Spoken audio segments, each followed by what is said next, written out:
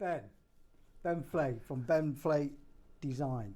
Yeah, Thanks very much for coming along and doing the podcast with us. no problem. Ben, I'm going to start off with a question here. How did you get into being a self-employed graphic designer, and who and what inspired you to be a graphic designer? A bit of a long story, but I started out. Well, we ain't got that long. But I know. Basically, it's pretty simply put, I'm not an academic. I never was at school, so my maths and my English, it just wasn't happening. But I was always creative. So I always got straight A's with art. So I come from a family of artists, so I knew that's something I wanted to do. Right. And I went to college and I did a general design course where you covered everything from photography, fashion and textiles, and graphic design and fine arts. And I realised that, I like this graphic design because I'm a very creative person. I like to model build, I like to make things from nothing. So I thought, well, I can do this. So I started a 2-year national diploma course on that. All right. Where did you do that? That was at Hotwood Hall College in Rochdale and Middleton.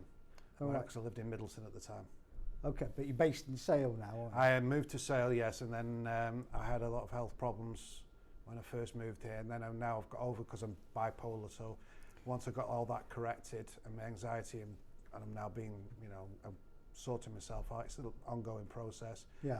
I decided that I wanted to be a graphic designer, but I couldn't get work in the industry because of the several requirements.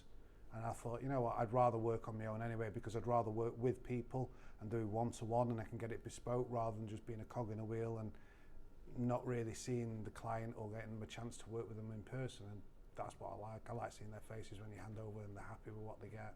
Well, funny enough, that was going to be my next question, which is what's been your biggest struggle that you've managed to overcome? And I suppose having that bipolar and you choosing your clients, I suppose, because with you being self-employed, you get to choose who you want to work with, don't you? Yes. It's finding the clients it's been very hard. So I've been doing a lot of networking and things like that. I also use social media and put myself out there. If I do exercises of different Photoshop things, I've got a whole Facebook and Instagram that I fill with all my artwork that I do. So I just keep doing it every day. Even if I'm not working for a client, I'll do something because I've got to create. It's who I am. Yeah. I have to do something. My bipolar, I can ride it. It actually comes in handy when you're on the mania because it gets a lot of the juices flowing and a lot of things go. But I've got medication, I've got counselling, I've got help with it. Yeah. But it's of great use sometimes. But you have good days, you have bad days. But I always make sure that I'm stubborn about it and I get, follow my routine and do everything that I should be doing and need to do. I go to the gym to help myself. I make sure I get up and go to bed at the right time and I eat right. I get plenty of sleep. So it's getting better every day. So it's down to self-discipline. Yes. So what would you recommend to anybody else with bipolar or that suffers similar symptoms, looking to start a business? Is it conditioning yourself? What is it? It's not a barrier for you. Your condition is something that you can get all the help in the world, but at the end of the day, it's up to you. And a lot of it is. So it's about recognising, getting educated about your illness. It's like a diabetic. It's knowing that you can't do this, you can do that. And it's about then having that discipline and getting an understanding of, if I get up at 8 o'clock, then I go to bed at 12 o'clock, I'm getting 8 hours sleep. And it's having that discipline, knowing to eat at the right times, taking your tablets at the right times, and having that help, talking to someone. It really makes your life a lot easier. But work, it shouldn't be a barrier. As long as you understand and you get the knowledge of your illness, you can then use that and help yourself. And like I've done, I surf it and I use that in my creativity. I suppose if I worked in a bank or on a desk job, I would be considered quite odd with my behaviour and it would stand out a bit, but as an artist it works, being hypermania and stuff like that. The depression side, yeah, there's not much you can do other than know that this is coming and how you deal with it. It's all about knowledge. Yeah. I mean, what happens when you have a bad day and you've got a rush job coming in that you've got to get out there, a deadline? What happens there? That's there? hard because you have the pressure on you and what the client wants and you don't know, you're just doing it to the best of your ability and then you're throwing it back and then they can throw back and say, sorry, start again. You can't take anything personal. I know what I do is a lot of meditation, so I meditate before I start in the morning. It allows me to focus that see yourself turning on the computer, doing this, and then that's it, and you just follow that path. And even though I've got like ADHD, don't get distracted by anything, just focus, tunnel vision. So that's what the meditation helps with me. And then I do it, but I make sure that I do it, and this is part of the benefit of being self-employed. I can sit up till 12 o'clock at night and get it done and get it in. But as long as I get it done, and it's about managing your time. Yeah. It's good. Sometimes you can get thrown back stuff and you can go, he wants this in 2 hours and it's a half a day's work. You've got to be clever and know how to work your tools and in manipulating it. Or if it really is unfeasible, you have to go back to them and say, you're going to have to give me a bit of an extension so I can get all this done. It's working with the client and making them understand that I can do all that, but to do that I have to do this and this, or you're going to have to give me another couple of hours, but I'll prioritise you. But and sometimes it depends on the brief. Yeah. If the brief is great, then you can work to it, can't you? Yeah. Sometimes you get a brief where nobody tells you anything and they just say, I want this, and you think, well, you haven't specified fonts or colours, so you just do your best, and then even though you've done your due diligence and you've looked them up on the website, see if there's a corporate colour or a corporate font, you can end up with it thrown back to you. A lot of it's rejection, which you'd think with depression is hard, but I've done a lot of acting as well, so I'm used to rejection. Yeah. And I just don't take things personally. I stay educated that this is part of the job.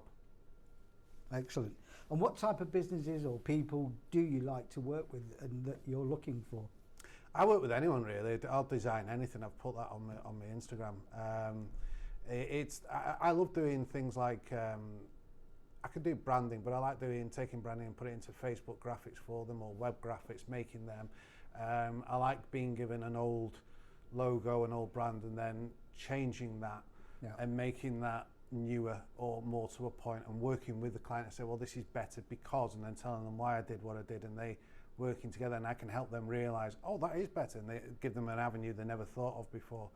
To me, it's like they can have the best coffee in the world, but it's no good without a decent coffee cup. You know, so I'm making that bit so it's presented right, and then people will try it, and then you've got the custom then, and they will then enjoy what you're doing, but the presentation is the point. And then I like the showroom window where you can show those things off, like on the websites, doing Instagram stuff for people. But yeah, I'll even retouch photographs. I've done all sorts of things. I don't think there's anything I haven't done yet. Excellent. And do you ever collaborate? This is a word, the buzzword that's going around in the business community at the moment.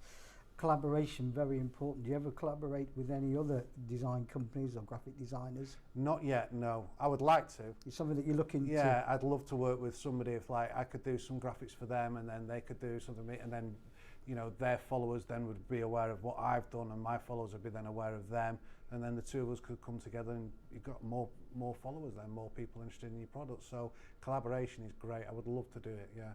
And are you looking for them as in networking? Yes, networking, just working with them as a business, you know, well, you do fine art, I'll colour it in, or digitise this, or if you do a photographer, I'll do the retouching for you, or change it to black and white or something. So yeah, I'm happy to collaborate with anyone. And you said that you have just started networking. Where are you networking at the moment? My last networking was with the Altrincham and Sale Chamber of Commerce. Yeah. And that's and the one before that was one for Sale Township in Sale.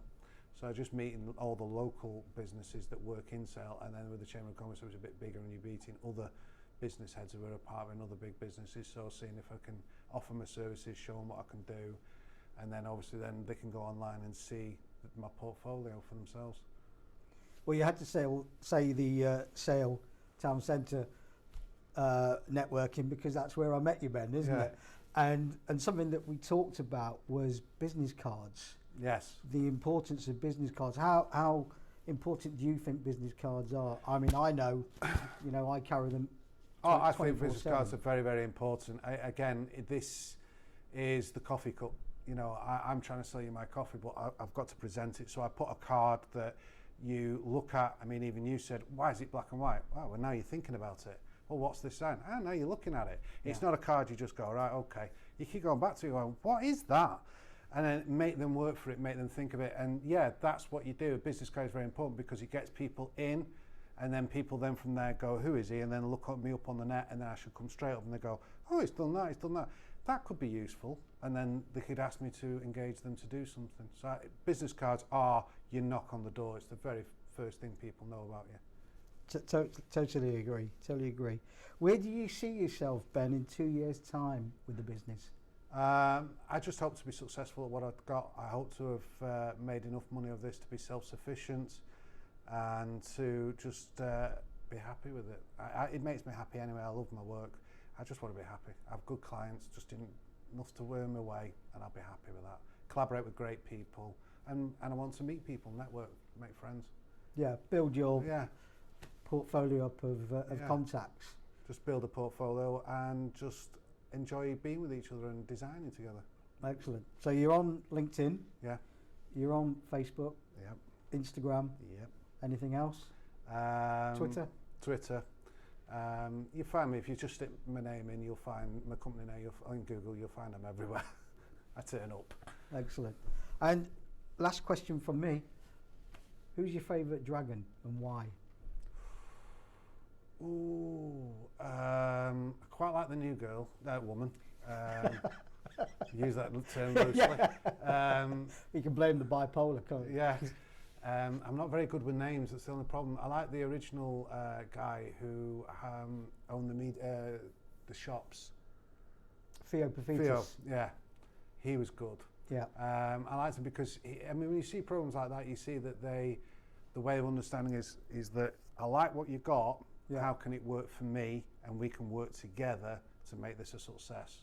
And, and I like how they present their products, and some of them are quite hysterical as they think that's going to work. But yeah, that's what I like about the program mainly. Yes. And Theo's dyslexic. Is he? Yeah. I had that, but that was difficult. That was the thing for me. When I was at school, I was let down. I was at college, I was let down because it was like the older 80s and the 90s, and we weren't aware of these things as they are now. Yeah. So, like, where they'd say that, oh, he's a bit dyslexic or he's got ADHD, you just had the thick table, and that's where you ended up. Right. So I've always had to struggle, and I've always had to learn myself. I've had to teach myself. I went to college, we didn't have Macs, so I had to go to night course and learn about Macs, and then I've had to teach myself again at home, and I do it every day, repetition, learning new things, new skills, how you do this, how you do that, all the time, and that's the way it's always been with me. I've had to learn myself. No one's been there to help me. I've got a talent, I'm natural at it, so then I had to get the skill set to apply that to, so then I can work with it. So it's working with the tools I've got. I could be, I could know an engine inside and out, but if you don't know how to use a spanner, you've got a problem. Yeah. So I've always been on my own and left on my own to do things, and that's just the way I've always been with my life. So it's just me, and I make it work. I make sure that I turn up early, I make sure that I work hard, and I'm always there for them. I'll do anything really. Work with the client as much as possible, whatever you need. Excellent. Ben Flay, thank you very much. Thank you. Thank you. Nice to meet you.